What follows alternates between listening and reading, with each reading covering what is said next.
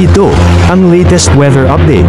Alamin ang pinakasariwang ulat panahon ngayon dito sa Information TV Educational Channel.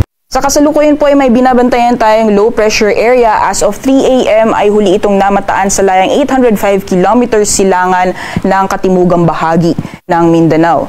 Ang nasabing low pressure area sa ngayon po ay mababa pa rin ang tsansa na ito ay magiging isang ganap na bagyo at nakapaloob ito or embedded sa Intertropical Convergence Zone or ITCZ na nakakaapekto sa Mindanao pati na rin po sa Palawan. Asahan po natin ngayong araw dahil sa epekto ng trough or extension nitong low pressure area pati na rin ng Intertropical Convergence Zone, magiging makulimlim ang panahon at may mga pag-ulan na mararanasan sa Mindanao pati na rin po sa Palawan ngayong araw. Kung makikita po natin dito sa ating latest satellite animation, may mga kaulapan po tayo nakikita na nakakaapekto sa may Mindanao and Palawan area.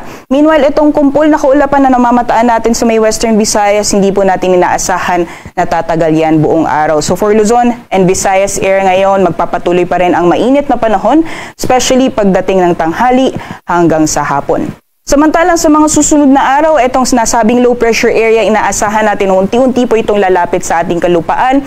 Sa possible bukas, magpapatuloy pa rin ang mga pag-ulan sa may Mindanao area, pati na rin po sa ilang bahagi ng Palawan. And this coming Thursday, inaasahan po natin mas maraming panglugar ang mga karanas ng maulan na panahon, dulot na epekto ng trough or extension nitong low pressure area pati na rin po ng Intertropical Convergence Zone. So this coming May 1, magiging maulan po ang panahon sa malaking bahagi ng Visayas, Mindanao, pati na rin po sa Palawan, at yung mga pag-ulan po na yan ay posibleng tumagal hanggang sa darating na weekend. Kaya doble ingat po sa ating mga kabayan dyan sa Visayas, Mindanao and Palawan sa mga possible na maulan na panahon sa mga susunod na araw.